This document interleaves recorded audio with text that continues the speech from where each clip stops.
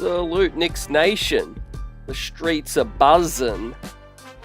Great to have you with us tonight as we talk about the latest in the off-season training camp around the corner. We're starting to get hype and the streets are starting to buzz. And we're going to break down the latest. Carmelo Anthony in the Hall of Fame. That's right.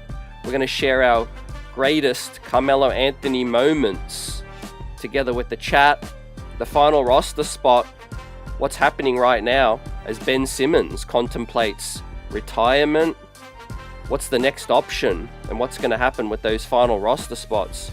We'll break it all down tonight, man. And we'll discuss the latest with the LA Clippers and the NBA doing a full-on investigation, circumventing the salary cap. Lots to talk about tonight, man, as Yabusele and Team France crash out of Eurobasket. But I ain't too mad at that, because Yabusele can now get over to New York City and start these voluntary workouts together. Welcome in, everyone. Great to have you with us, man.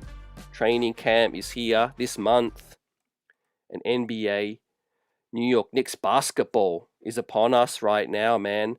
And that's a good thing, man, if you're a New York football fan. Giants, abysmal earlier today. Jets, man, what a game that was. But it's a good thing we have our New York Knicks right here as we are favorites in the East. And I'm no doubt, man, all of y'all are hype. We have a poll in the chat tonight, right? As a new season dawns, I want to know, who is your most hated rival player this season, right? Halliburton's out, right? Most likely not going to take part all season, as he confirmed. You know, it could be up to like 18 months before he plays, you know, since the injury. I got a feeling that Jason Tatum might end up coming back earlier this season, but we'll wait and see. But is it Halliburton? Is it Trae Young? Is it Joel Embiid? Is it Derek White? Is it somebody else? Let us know in the chat. We have a poll. Who is your most hated rival player this season? Right, he might be out, but for me, it's still Halliburton right now. And obviously, we need our get back. And making it to the NBA Finals this season is on our mind with a new coach, a new look squad. And obviously, we've got lots to talk about. Daniel, what's good? Smash that like button and let us know your thoughts in the comment section. Replay squad, subscribe to the channel if you're new. It's great to have you with us. It's going to be a fun ride all season. And we'll start with the latest. Obviously, overnight, man, Yabusele and Team France crashed out to Georgia, the country Georgia. And obviously, they've got Goga Bitadze, they've got Mamu Kadashvili, the guy on the Spurs who lit the Knicks up last season. But what an upset that was. France didn't have Wembanyama, but obviously Yabusele has been playing really well. But as I said before, guys, I don't really feel like... I mean, from a selfish standpoint, it's a good thing that Yabusele now can have a little bit of a rest and get over to New York City for these voluntary workouts. And that's right, it's workout season. We're going to bring up the latest footage of Mitch, Pacome Dardier, Jordan Clarkson, Kolek, Deuce McBride getting busy, and Diawara as well, as we're going to hit on next. Ben Simmons and these roster spots. What's going to happen with those? Let us know in the comment section. Vaughn Allen, Corey Lee, great to see you. Let us know if you're a Giants or a Jets fan. Man, I'm a Giants fan, but man, I got no words, really. First week, you know, we wait a long, long time for the season to start. But, man, it's a good thing that we have our New York Knicks basketball, man, coming up with preseason around the corner, training camp as well. But obviously, the other major news happened this week. Carmelo Anthony, man, once a Knick, always a Knick, right? Champion for Team USA, champion for Syracuse, and a Hall of Famer now, forever. Carmelo Anthony, man. Does his number get retired? Does his number go up in the rafters? I got a feeling it probably will. I think it's kind of a matter of time now. once you're in the Hall of Fame, I kind of feel like it's going to happen. Talk that the Denver Nuggets are going to do some honoring of Carmelo Anthony as well this season. But yeah, tonight share your greatest Carmelo Anthony moments in the chat. Um, there's so many to go through. Obviously, I remember, man, that trade like it happened yesterday. The excitement I felt, obviously, after Amari came to New York City, and I felt like we had the squad, but it was a matter of circumstance. LeBron James, the timing of the trade, and obviously things didn't go according to plan. However, Carmelo Anthony was an absolute dominant New York Knick, man. He deserves his flowers, being in the Hall of Fame, and that's what you set out to do. When you pick up the basketball and you play this game, to make the Hall of Fame, man, is the greatest accomplishment one could achieve, man, individually. Um, Man, some of my greatest Melo moments, just off the top of my head, obviously the top scoring, the 62 against the Bobcats, man, was unbelievable. The first game against Boston in the NBA playoffs, that was unbelievable, man. One of the most dominant individual scoring performances, man. Boston had no answer. Obviously, we had Easter Monday as well against the Chicago Bulls. But yeah, so many to recollect. Melo wants to share a special moment to Knicks fans as well around the world. And this is for the fans. This is for us. He says, another Knick in the building, man, in the basketball heavens. So shout out to Carmelo Anthony, man, number 7. Stay Melo, man. I've always said it. I love the way Melo handled the spotlight. We're kind of spoilt now because we've got Jalen Brunson. We've got a lot of players that knew how to handle the market. We've had a lot of guests on the program talk about that covered the Knicks for the beat. Talk about how good Carmelo Anthony was to cover as a media person. And he was just a real one. Always kept it real, man. Corey Lee with the super chat says peace and salute Queens is in the building. Let's go, Corey. I'm hyped for this season. My prediction is the Knicks finish with 56 wins, and I'm ready to get it popping right now. Fabian, what's up? Vaughn Allen says New York all day. My first impression are the Giants are a small team. All the skill players are less than 6 feet tall. The Knicks added some size, but yeah, the Giants, man, it looks like that could be something that might hurt them this season. But with the Knicks, man, position size at each position is key. And we'll talk about Ben Simmons right now and the final roster spot. But yeah, this is the guy that sent our Yabusele packing with Team France today, man. Shout out to Georgia. They are growing as a sporting country, man, in the combat sports world, obviously, as well. But like I said, I think Yabusele can get over to New York City now, and he can join our fellow New York Knicks in the workout season right now. Voluntary workouts happening. We had a latest story from Diawara at Times Square, so he's exploring the city. Diawara is in New York City right now. James Nagy is in New York City. Pacome Dardier is obviously here working out with his trainers. And the shot looks super smooth for Pacome Dardier. I feel like we have definitely upgraded with a lot of spots in terms of position size. With Diawara, Dink Pate, Pacome Dardier, and Kevin McCullough, I feel like the Knicks have a lot more wings that they can develop, and with the size and defense, but obviously Pacome Dardier's scoring abilities is what I'm looking for this season to flash. And I do think Mike Brown's got to be really, really excited, to have these wings to work with. He's been wanting a lot more wings to work with in Sacramento, and here he comes to New York now with some of the best wings in the league. Obviously, OG Anunoby, Mikal Bridges, and Josh Hart, and the young fellas coming up. So yeah, it's a Super Sunday, man, and let's talk about the roster spot. right now. I'm going to bring it up. We had a story, the latest from Stephen Bondi in the New York Post, right? Obviously, there is a name, Malik Beasley, that is still out there as a free agent.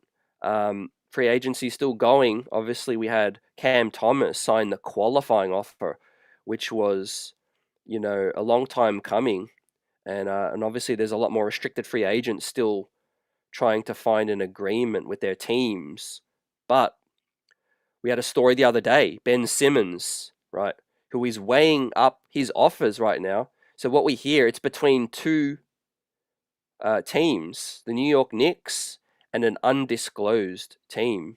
So that still express interest in Ben Simmons, but there isn't a whole lot of interest. And the same can go for Russ as well.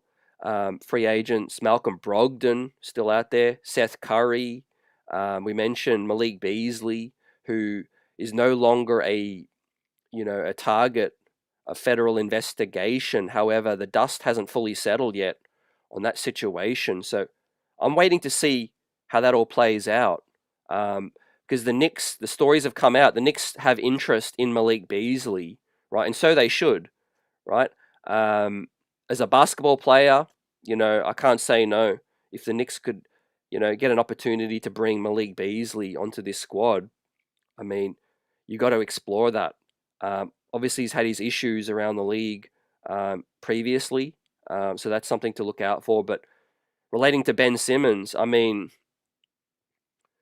his game, I think, as I've spoken about, and a lot of y'all have also, chopped up in recent streams that, his game would fit with this squad because, the expectations would be lower. We do have a lot of wing depth, and he would add some size, could guard multiple positions, but it's not looking good. It's not looking good in terms of, one, joining the Knicks. I obviously feel like, so an added layer is obviously Simmons is undecided whether or not he wants to continue playing professional basketball.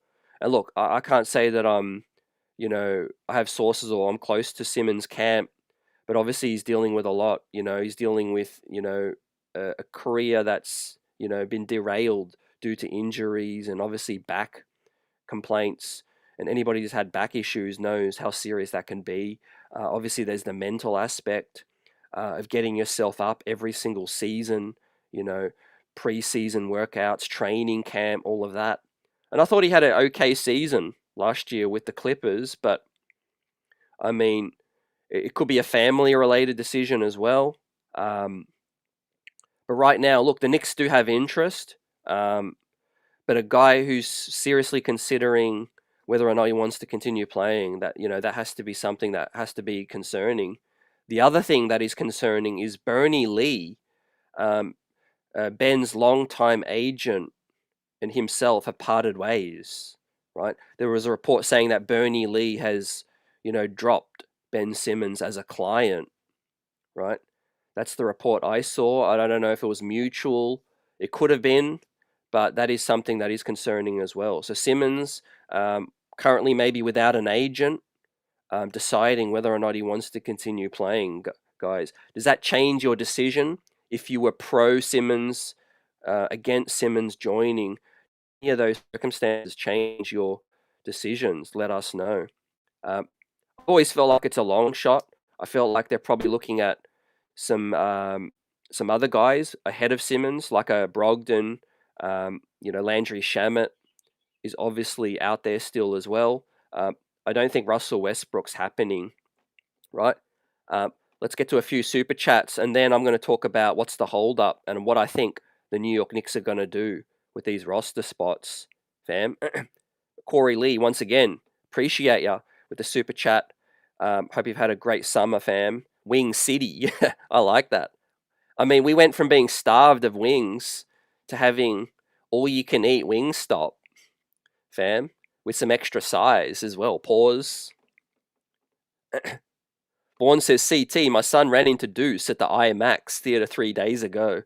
They took some flux. Yep. My son told him, man, help us get a chip. Deuce words saying, I got you. Vaughn, I love that, man. Yeah, it's all about, man, Deuce is a upstanding, young man.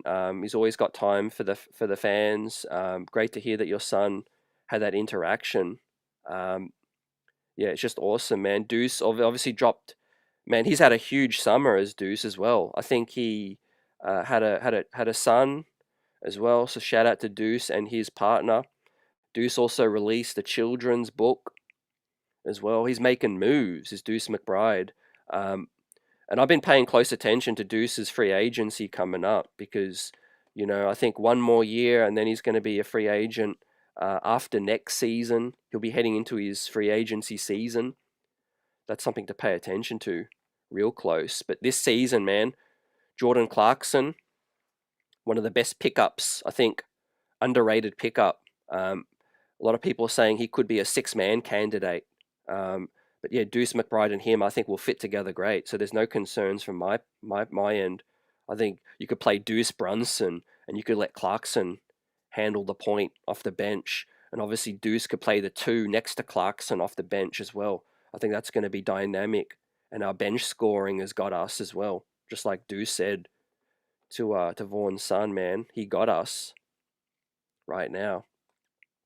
Next up, super chat coming in from Jason Benjamin. Jason, great to see you. Appreciate you. And hope all is well. Jason says, guarantee there is no mystery team for Simmons, in my opinion. Yeah, it could be a bit of, definitely some agent talk, trying to hype up the interest. I'm kind of a little bit surprised that the LA Clippers haven't been interested to bring him back. I mean, I didn't watch a lot of Clippers last season, but, the numbers suggest that he was effective, and certainly getting the ball moving, passing. But yeah, it would be a sad, sad end if Simmons. I'm going to predict that he doesn't retire because I just can't really see that happening. But if he does retire, man, I mean, not only as an Australian player coming up, so Simmons was from the same city that I'm in, and I've definitely followed his career closely. But obviously, since he got drafted with Philadelphia, looked like it was a career headed all the way up, and then injuries and other issues just derailed, man. You might want to say getting with a Kardashian. It could have been a number of things, man. It could have been a Kardashian hex. It could have been just Philadelphia. Man, Philadelphia can ruin careers, man, like the best of them. But look, I hope that I hope that the chapter is not closed on Ben Simmons. We'll wait and see. James says, this is hilarious if we're not signed our last veteran. Yeah, hold that thought, because I kind of feel like what the Knicks are doing is they're waiting it out for training camp also to save some bread. So we'll talk about that in a minute. Next up, Jason says, if I'm Beasley, why would I sign for a vet minimum? Yeah, exactly. Exactly. Why would you sign for the vet minimum if you're Beasley? And all the talk is that prior to that investigation coming out, remember there was another reason why Beasley was in the news. Was that because he was broke? Man, unfortunately for him, in some financial troubles. So I'm kind of feeling like Beasley's definitely going to be waiting to take the biggest bag he can possibly get. Right? It makes sense, right? I mean, you can only play for so long. Yeah, James, I'm not worried about the chemistry. I think a lot of the core is together still. The starting five, I expect to stay the same. But obviously, yeah, the bench unit got to get together. And definitely, I feel like it's going to be a big training camp. I do feel like Diawara is going to get that final rookie, the 13th spot, basically, the rookie exception. The reason that hasn't been settled is kind of puzzling. But I do feel like maybe they're waiting for camp for him to come in and get a bigger look at him. Obviously, McCullough, James Nagy as well is in New York City. So it could go a number of ways, but I do think it's going to be Diawara. But in terms of the veteran spot, I feel like we're waiting it out. We're waiting on Simmons. We're waiting on maybe Brogdon. Remember, you might be wondering, like, okay, what's the holdup? Well, a lot of these restricted free agents are still holding things up. I mean, Al Horford, I think, also hasn't decided where he's going yet. I mean, he's basically decided, I think it's going to be Golden State, but they're still waiting on the Kuminga situation. And obviously you've got Cam Thomas, just take the qualifying offer, but you've still got Josh Giddey, you've still got Quentin Grimes that have not, found an agreement yet as well. I mean, it's getting late early for these guys.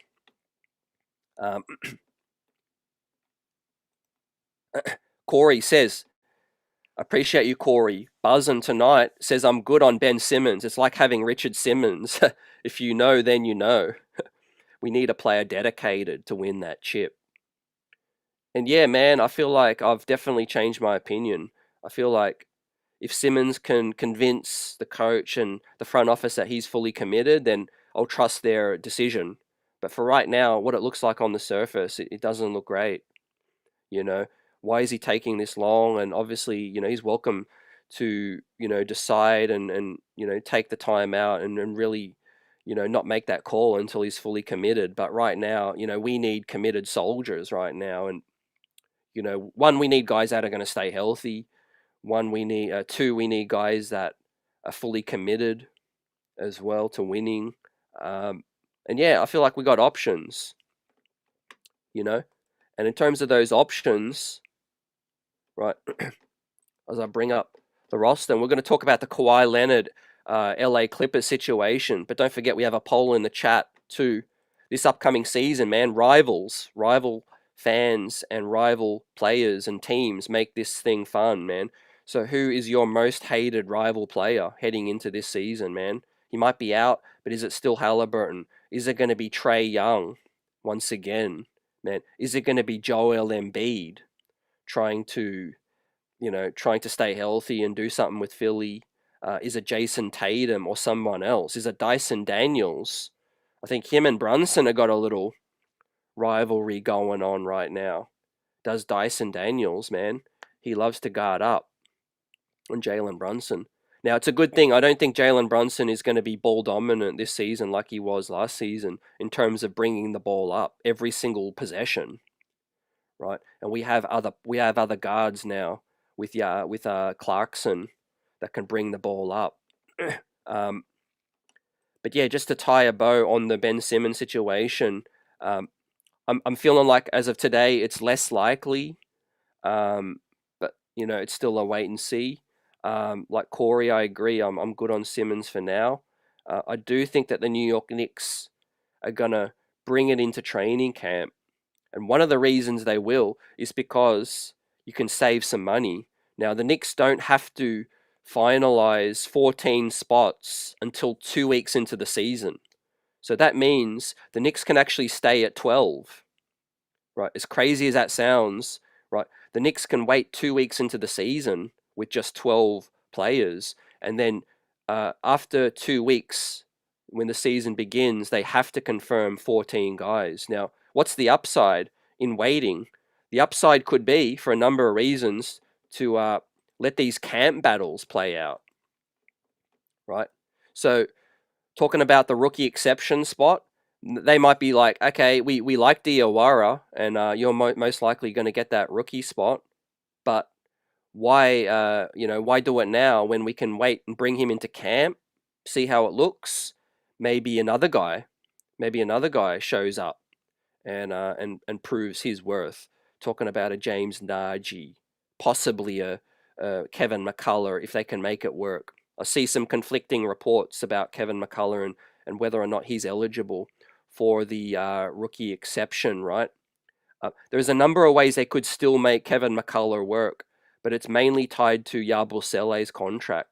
Now, the official numbers of Yabusele's deal could still vary. It could be lower than, he could have taken less than some of the reports out there, and that would allow Kevin McCullough to squeeze in on his first rookie deal. It wouldn't be the second round rookie exception because he's already had a season, 1 season of service, but his rookie deal is a lower number as well, so that could still fit in if Yabusele takes less. But I think it's a matter of, I think, Diawara, possibly James Nagy, who is going to come into training camp, and we'll see how that plays out.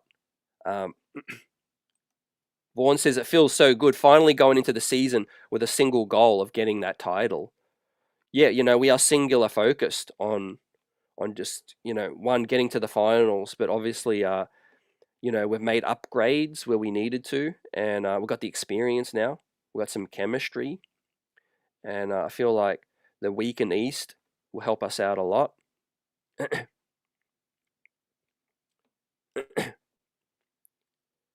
Yeah, it's been a slow off season, James. I really feel like the Knicks are just calculated everything they do.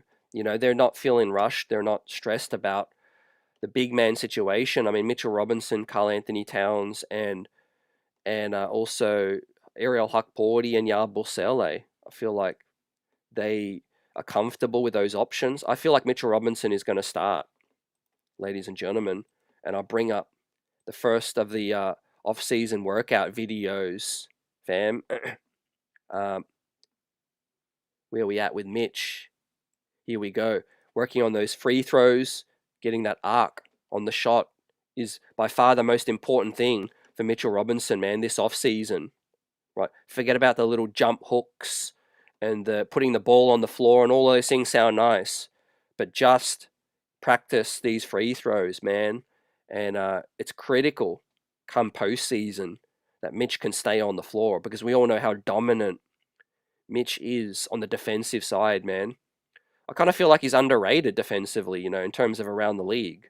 You heard the likes of Ryan Russillo and some national media members really really wake up after seeing, the Boston and the Indiana series, in terms of just how important Mitchell Robinson is defensively. I mean, he's a unicorn defensively, man. The way he can shuffle his feet.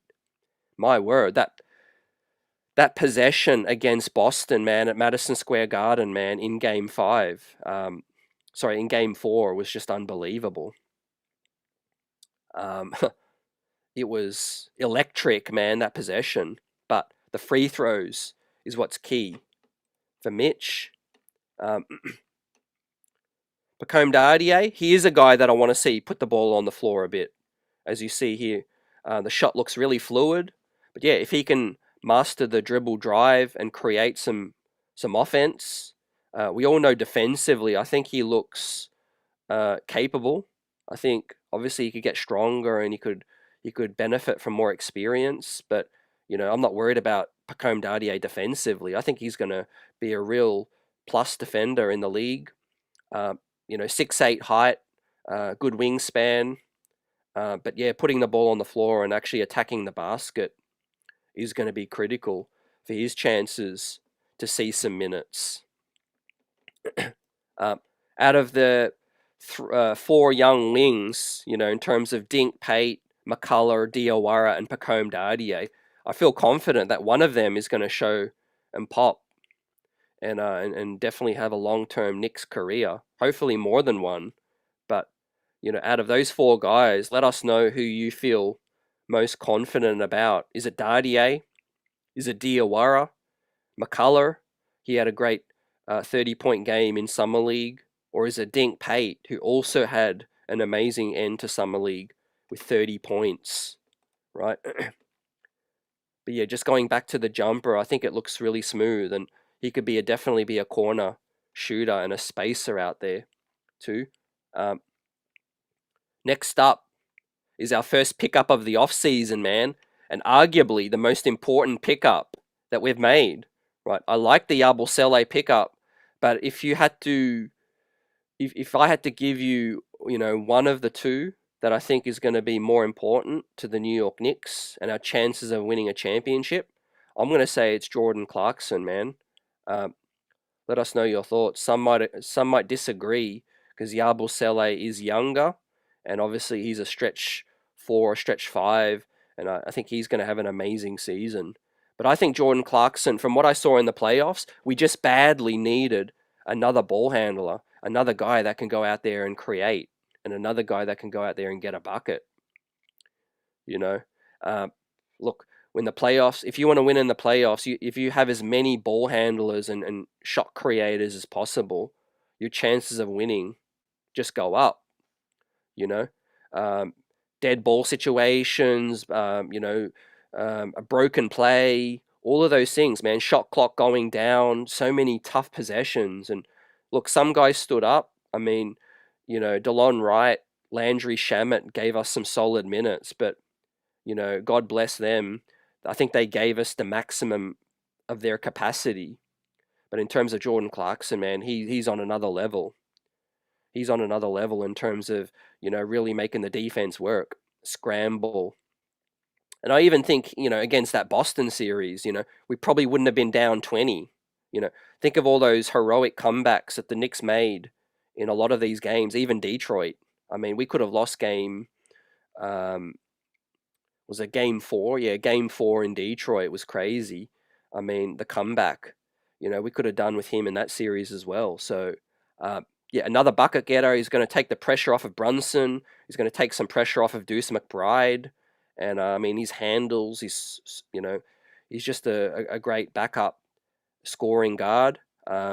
Experienced in the league, former six man. And I think you said last night, actually, we had the roommates block party at Central Park in New York City, and Jordan Clarkson was on the stage, and he talked about wanting to come to the Mecca because of the stage, Madison Square Garden. We've heard it all before, but he loves the fan base, the hype. I mean, what an upgrade coming from Utah to New York City, man. He's ready for the buzz this season, man. So yeah, out of the two pickups, free agent pickups, I do think Clarkson is going to be more important, in my opinion. But I'll be happy to be wrong if it is Yarbrough Sele. Next up, Muhammad Diawara, right? Posted on his Instagram story last night or today that he is he's in New York City right now, Times Square.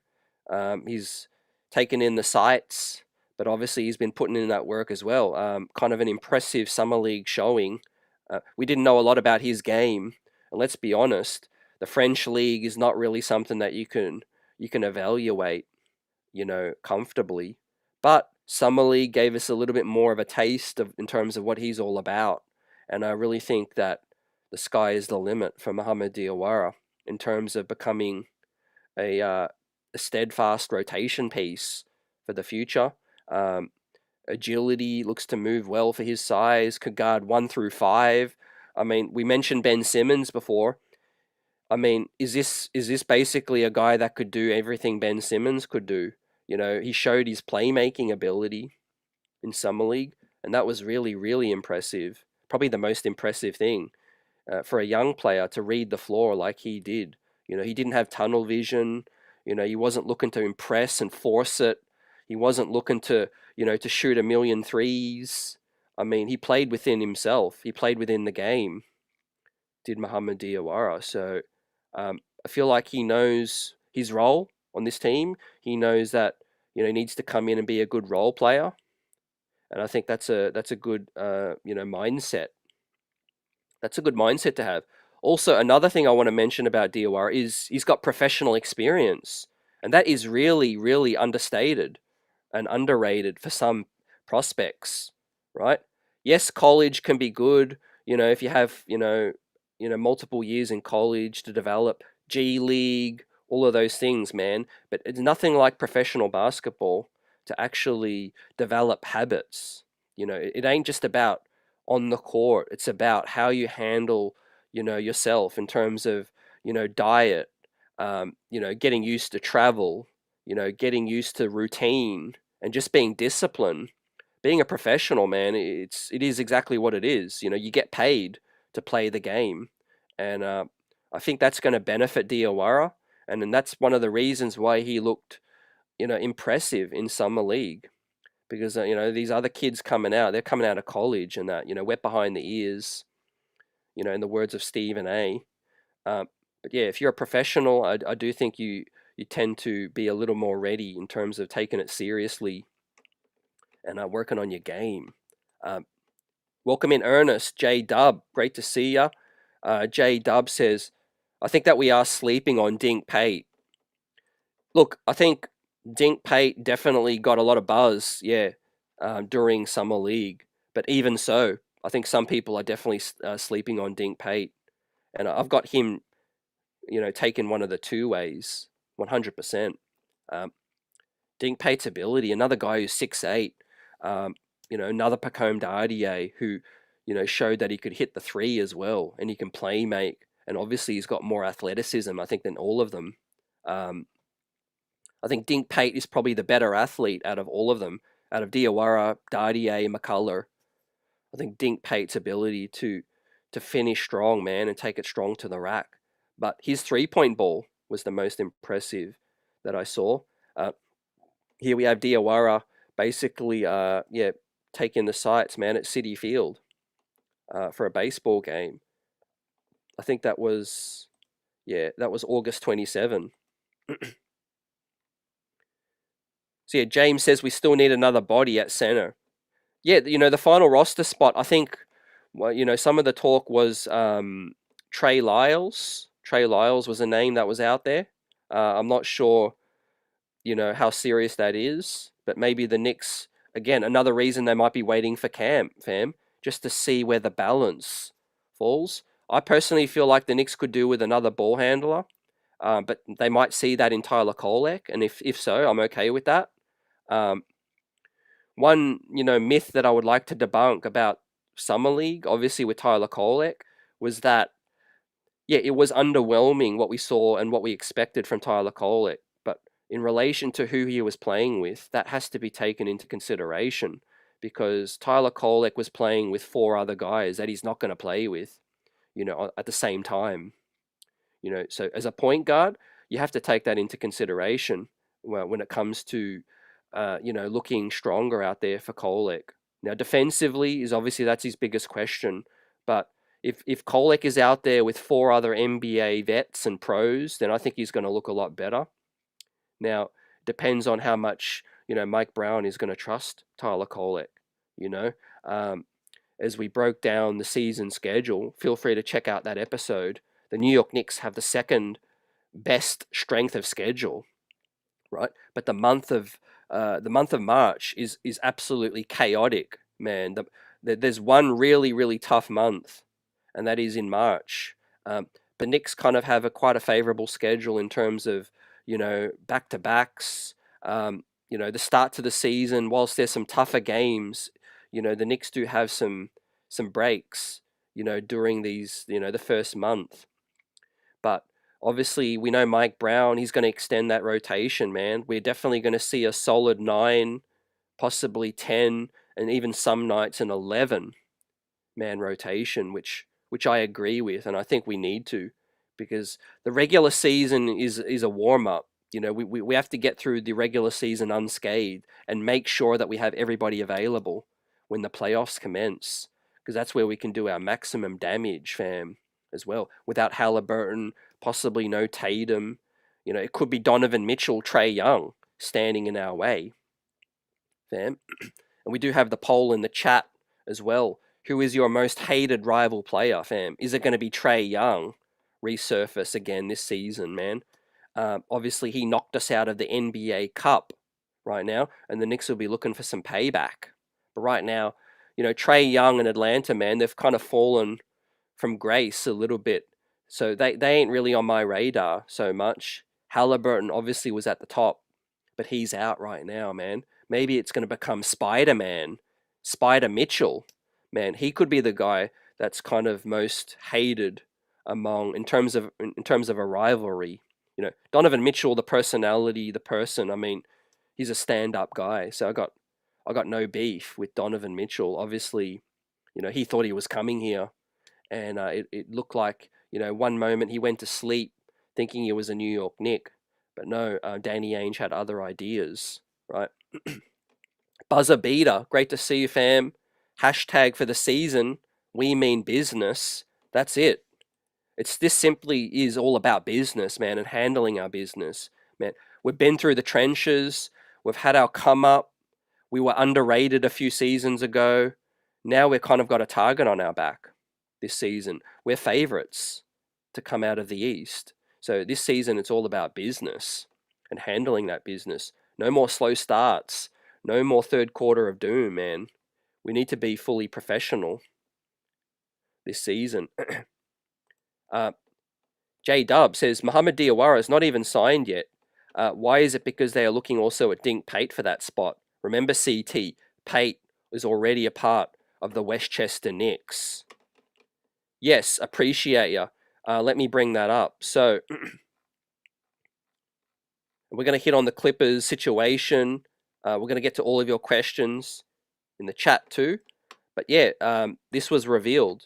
So the Westchester Knicks have officially added Dink Pate to their squad. Now, Dink Pate hasn't signed his deal yet.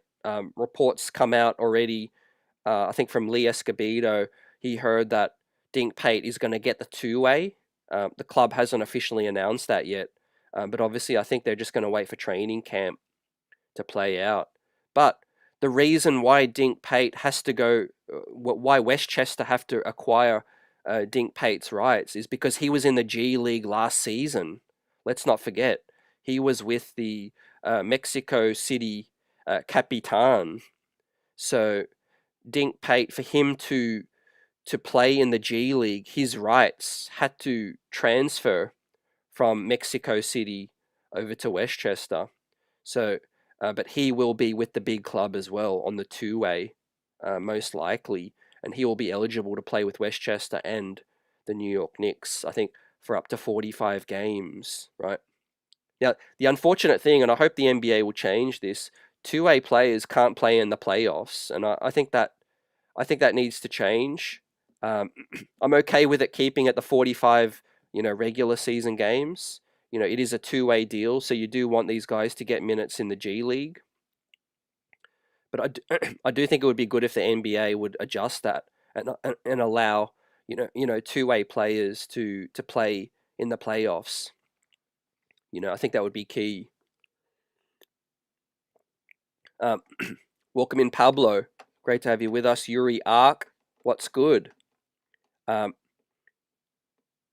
Buzzer says, my hatred for Trey is older, but my hate for Halliburton is stronger. I agree. The hate is still there for Trey. All that needs to happen is Trey to do that, maybe beat us in one of these games. But I kind of feel like Dyson Daniels is really creeping up. Because from a respectful standpoint, Dyson Daniels is a real nemesis, man. That JB is going to try to attack. Talk about this guy could be added to the mix. I kind of feel sorry for him right now. I'm going to be honest, right? I mean, most of y'all don't feel sorry for a millionaire, and I get that. But I mean, man, just reading those reports that came out, man, he owes his dentist, 20 grand? He owed his barber, what was it, 10 grand? I mean, he's in a world of issues right now as Malik Beasley, but things seem to be looking, better from the standpoint of the federal investigation that he was a target of for a sports gambling. But I mean, it's kind of crazy that's kind of taken a back seat right now, man. People are kind of looking at Malik Beasley as the player free agent right now. But the bigger issue is the Kawhi Leonard, man. Let's hit on that. Kawhi Leonard, Steve Ballmer circumventing the salary cap and Pablo Torre's report. Let us know your thoughts about that, right? As we also had the update that one of the assistant coaches that the Knicks were looking at, Mike Weiner, basically the Pacers rejected our approach, and then Mike and Indiana part ways as well. So that's interesting right there. But we got our guys, and I don't think he's going to join us, right? So in terms of Malik Beasley, these are the teams with some salary cap space. I do think Detroit is still the most likely. Detroit have the 7.2 million that can bring him back. Brooklyn, they have some cap space as well because, Cam Thomas has only taken the qualifying offer out there. We have a more workout video of Clarkson and Tyler Kolek, right?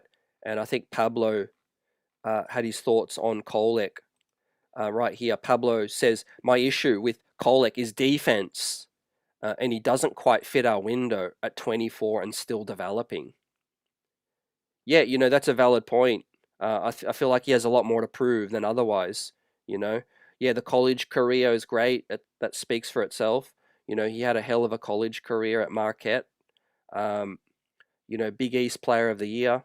But right now, man, he's in a brand new league. It's a brand new day right now. But I do admire Kolek's, his mindset. He seems to be a real focused individual. He seems to be a guy that understands what's ahead of him. He understands where he is right now, and he's up against it. But yeah, hopefully he can prove a lot of doubters wrong. Um, I do feel like the 3-point shot is a major swing skill. But yeah, like you said, the defense is obviously going to be the major concern. Right now, best case scenario for him is a 10-minute per night backup spot. That's all that I see right now, and things could change. But that's all I see right now. But does Jordan Clarkson stand in his way in terms of that? But we all know there's injuries, there's back-to-backs, and all of that.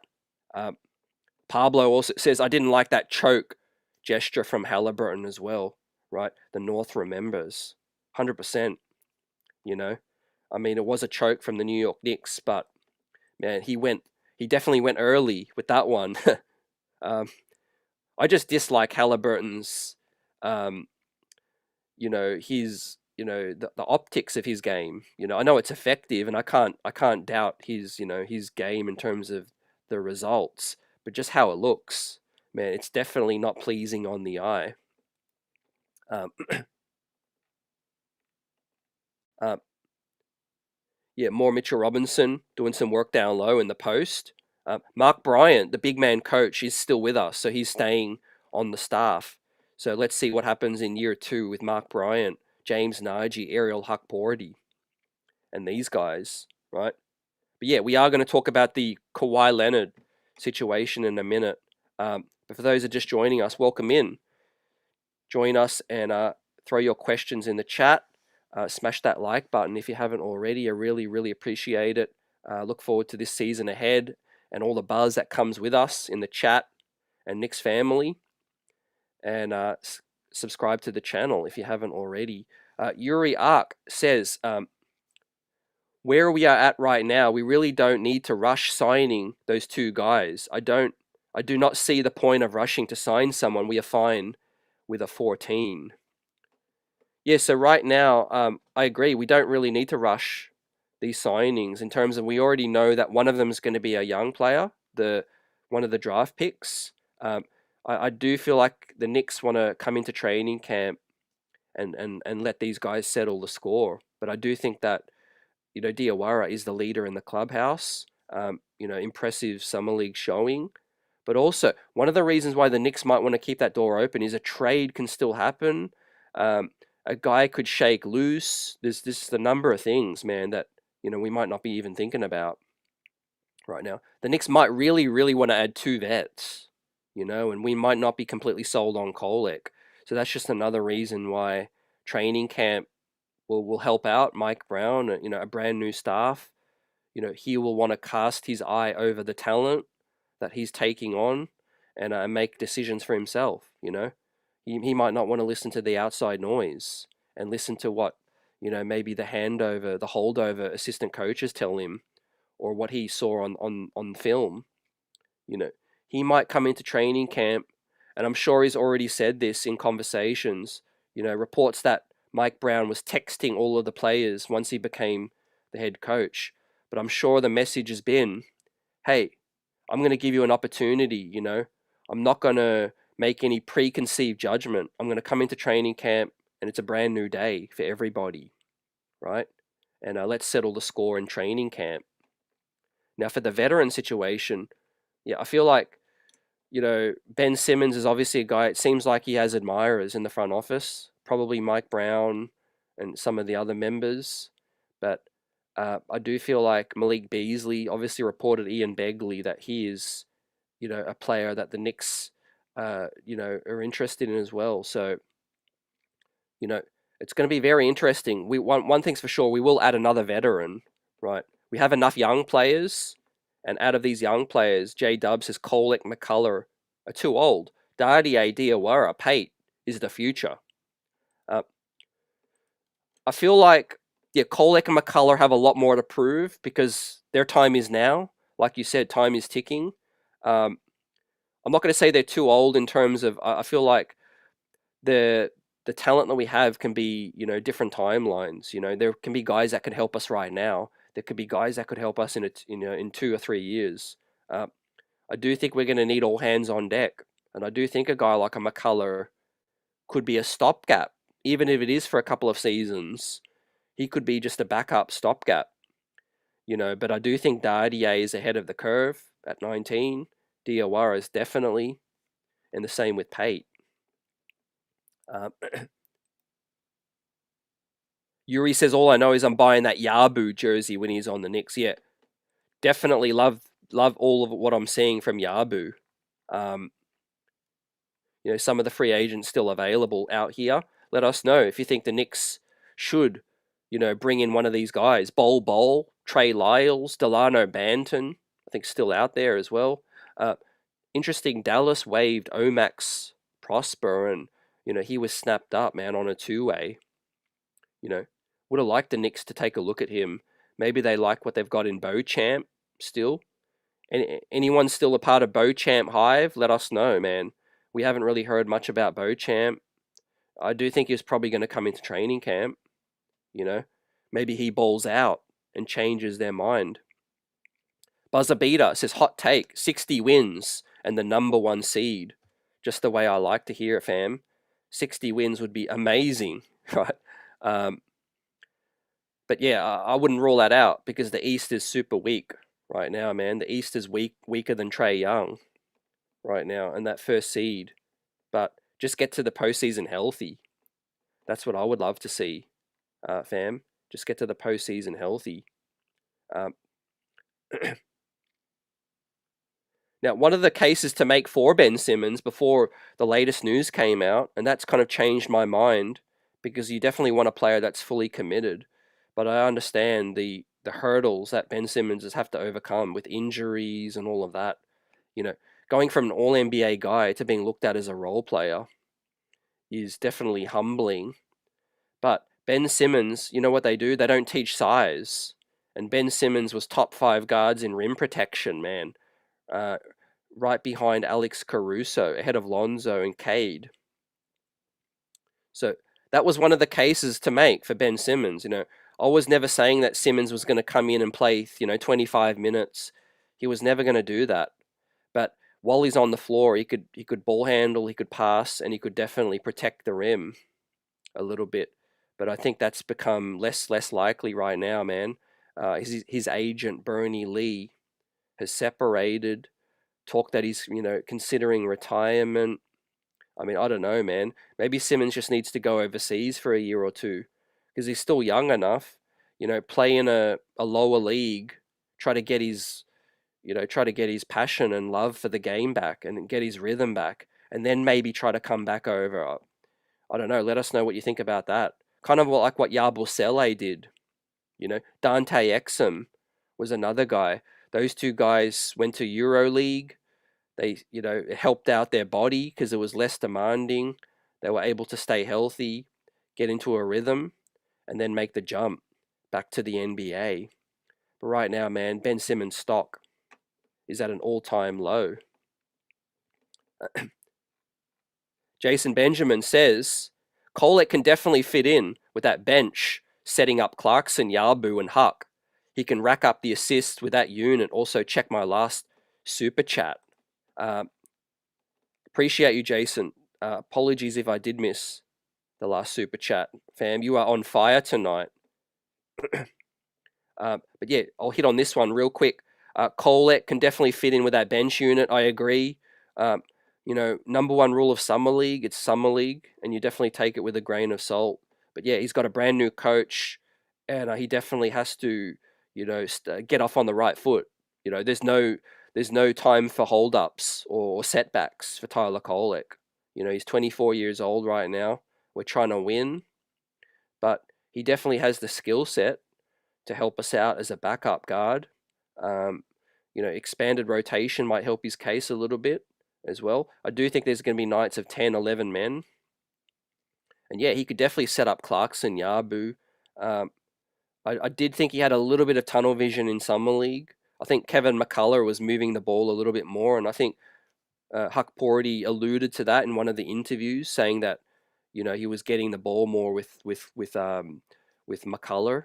Kolek was a little bit too 3-point happy, but like I said before, he's going to be playing with better teammates as well. Now, just before I hit on Jason's other super chat, the New York Knicks have hired Ermal Kuko as senior director of the minor league operations, right? So Kuko spent the last 9 years with the Clippers, and he was most recently the director of international pro scouting, playing 14 years overseas. So, it's hard to, understand what this role is going to fully encompass right now.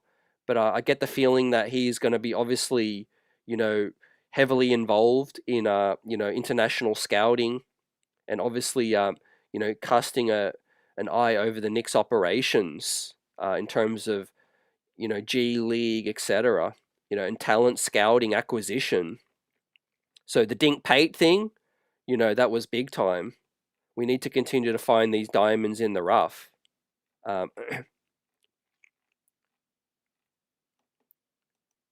Now, Jason says Dardier has the highest upside. 6'10" wing who can shoot and defend. He's the prototype wing in a modern NBA. He needs some minutes this year on the bench, in my opinion. Exactly, Jason. I agree. I really, really like the pickup of Pacome Dardier. Right.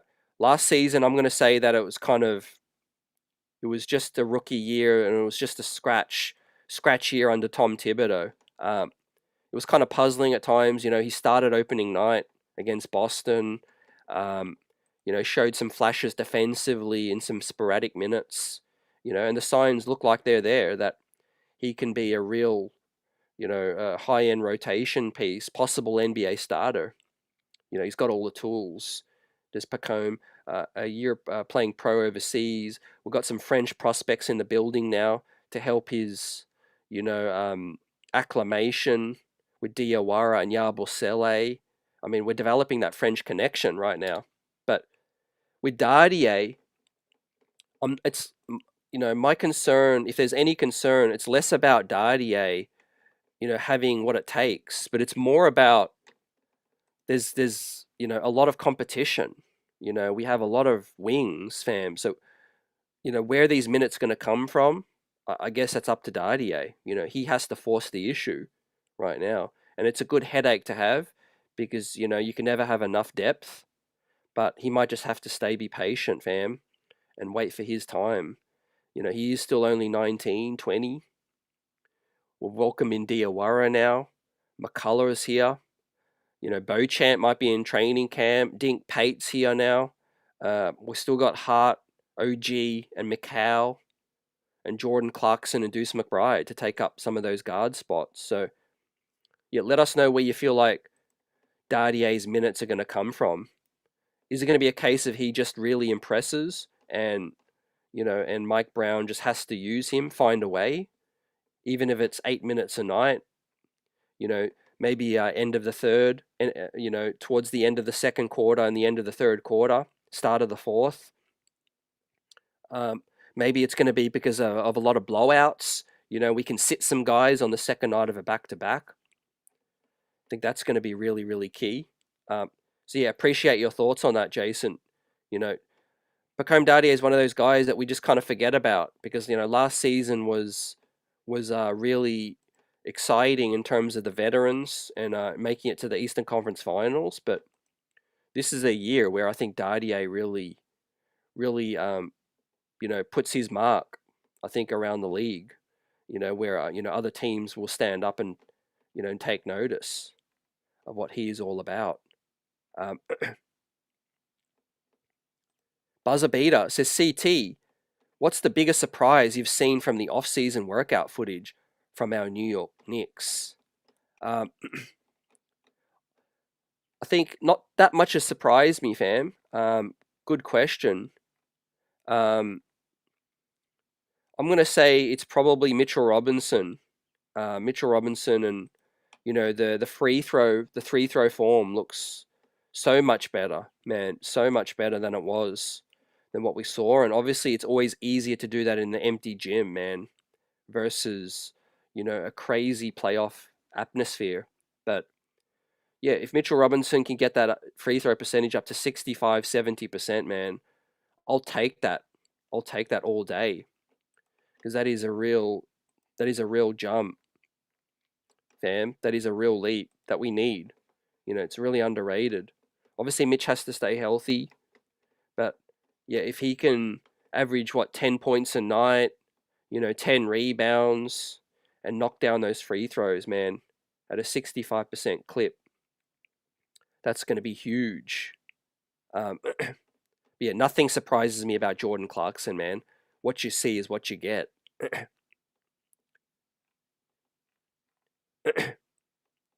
Lonnie Meeks, what's good? So is Dardier 6'10" or 6'9"? Yeah, he came into the league as 6'8". I feel like it's definitely at 6'9" right now. And, he's only 19, 20. So I won't be surprised if it gets up to 6'10", man. But I'm going to guess and say he's around 6'9 and a half, maybe 6'9 and a quarter. But yeah, he's definitely still growing. Definitely, man. And yeah, for those that missed it earlier, I feel like Clarkson was going to be our most important pickup. Not to downcast any shine on Yabusele, because he's going to be amazing, but Clarkson is just exactly what we needed, right? If we only signed Yabusele and we didn't get Clarkson, man, it would have been close to a failure, in my opinion. We needed another ball handling veteran, and we still maybe need another one. So that's where I'm at. That's where I'm at right now, man. More we can get Deuce McBride off the ball, the better, fam.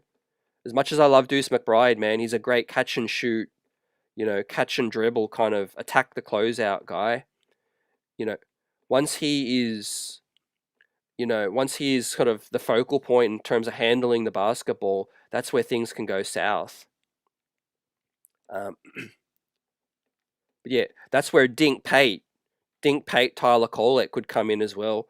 Diawara showed us flashes as well, but it's early signs to rely on a Diawara. Yeah, that Yabu story was legit. Vaughn says, if that Leonard story is valid, that would be very sloppy of Steve Ballmer. So yeah, let's really hit on that, guys. And apologies if I miss any question. I'll get to it as much as I can. And Jason says I missed a couple of his super chats, so I think I've covered all of them for now, Jason. Let us know. Yep, Dardier upside. I spoke on that one. Shooting and defending. Yep, is the prototypical wing that we have. He needs minutes. I agree. I just struggle to see where they're going to come straight away. But he might have to really win over the coach as the season goes along. And yeah, Kolek fitting with that bench and the playmaking. I spoke about as well. Fam. So yeah, really appreciate the contributions, and let's keep it buzzing.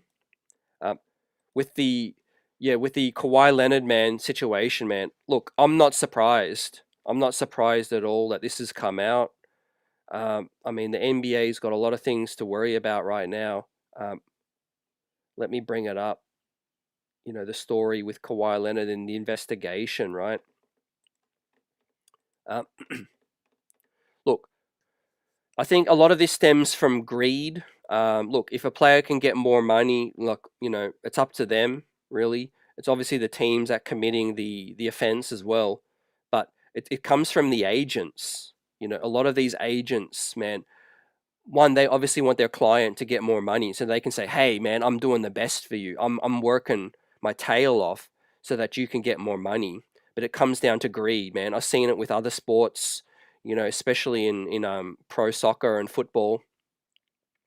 These agents get a signing on fee in European soccer as well. And, there's no salary cap in European soccer. So that's where it actually gets out of control. Because with no salary cap in European soccer. These agents can command any number of signing on fee for their player to sign with a club. Now with the NBA, there's obviously a salary cap, right? So this is giving teams an even more of an advantage. But we all know that Uncle Dennis, basically Kawhi Leonard's agent and uncle, is obviously looking out for him in terms of when he was a free agent and trying to get that deal over the line with the LA Clippers. We remember it went from he was favorite to join the LA Lakers, and then all of a sudden, Steve Ballmer pulled a rabbit out the hat.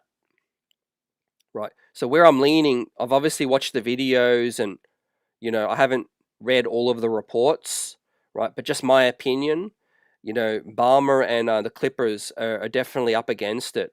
It definitely looked like they knew what was going on.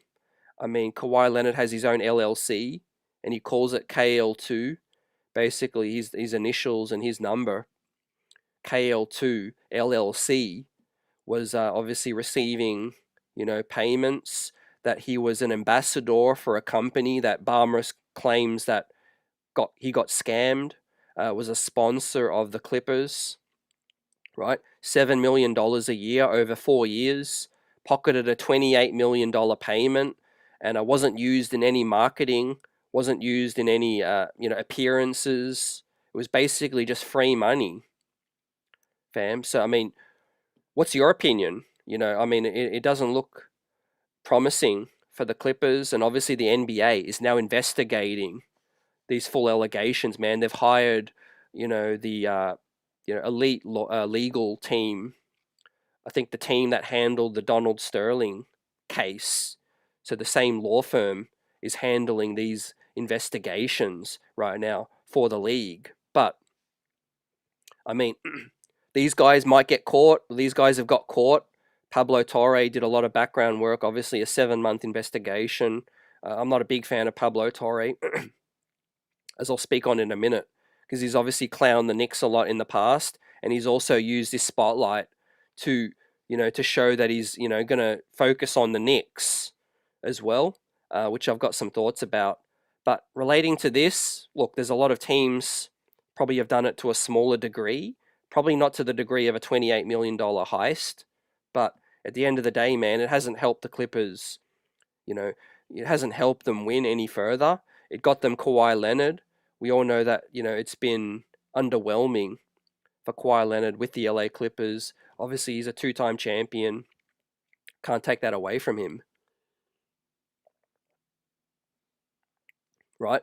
But his best days are over right now. And obviously the Clippers, the clock is ticking on them. But if they have their draft picks stripped, I mean, they already gave a boatload of their picks to Oklahoma, man. So Steve Ballmer, man, the wealthiest owner in the NBA, I mean, claims that it was an oversight, or that he didn't realize it was a con.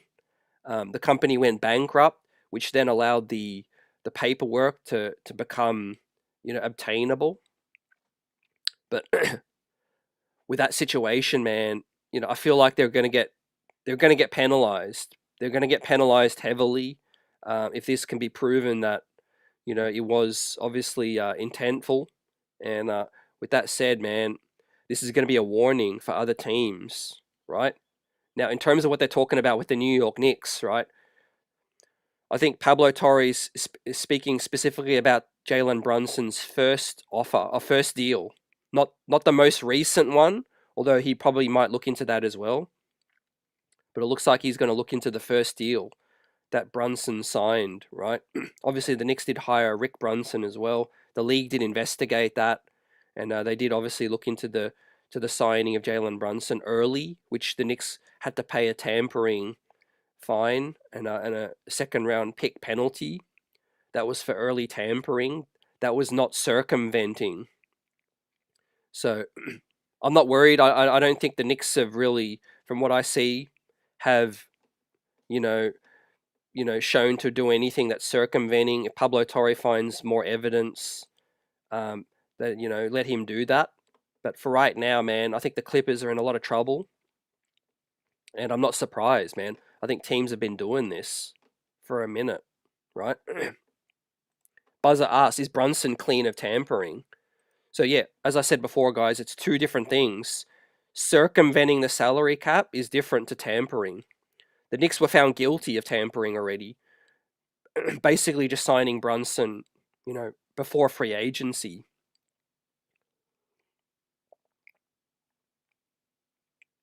So that's what that was about. The Knicks signed Brunson early before the free agency began while he was still a Dallas player. So the Knicks paid that penalty already. That's gone, and that's done and buried right now. The only thing that Pablo Torre is going to be looking into is circumventing, which basically means, are we paying Jalen Brunson somehow, some way, more money under the table, right? And look, we gave him a very fair deal. The first deal that he signed with the Knicks was what? He could only sign the $54 million with Dallas. They declined to give him that offer, and obviously he took a deal that the Knicks first that a lot of people thought was too much. So, but who knows? I mean, if the Knicks are paying Brunson or any other player more money in some other way, then that's up to people to find out. But there's nothing to suggest that. So I ain't worried, fam. David Haas Jr. says, so how many national TV games we got? We got 34 right now, fam, and things can go up because 34 national games, and I think the league might still, can some of the other games, and add more to the New York Knicks. So we'll see. Now, let me get to the poll. Fam, right now, we have a poll in the chat. Who is your most hated rival player? Right now, and I'm going to end the poll. Right now, we've got Halliburton, the winner, at 65%. Fam, Trae Young at 24%. Joel Embiid coming in at 12%.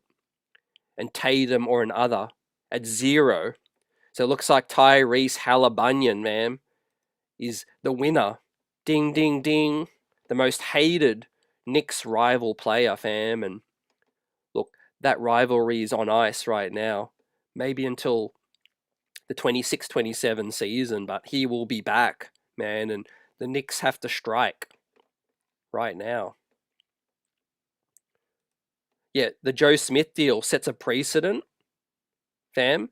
That was, going a ways back. I can't really remember the full particulars with that one, fam. So, but yeah, with this one, I do think they're going to be docked a lot of draft picks, if that's the case.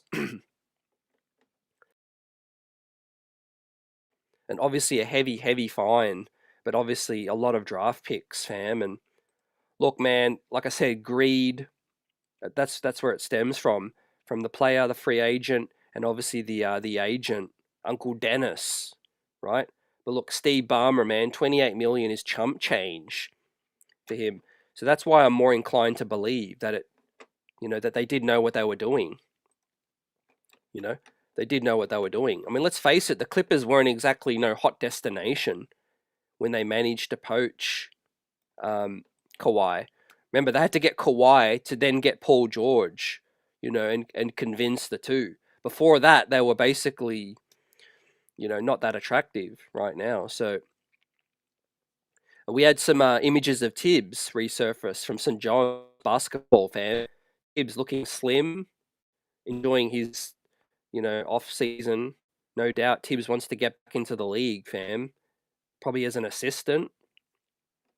Let's see what happens where Tibbs ends up, fam. No doubt he's going to be bringing a lot of experience. Also, just on a somber note, fam, we had breaking news earlier today. The sister of Nas Reed was unfortunately killed. I mean, there's not much to say other than, we, as a basketball fraternity and family, we send our thoughts out to Nas Reed and his family, the Minnesota Timberwolves family as well, for this tragedy. And obviously, man, gone too soon right now. So for those that don't know, tragic, event earlier today, fam.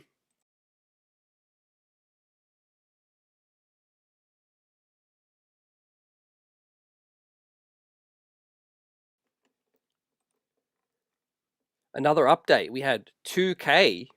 2K is going to be working on a college game, fam. What do y'all think about that? Looks like EA Sports got hijacked. Unbelievable.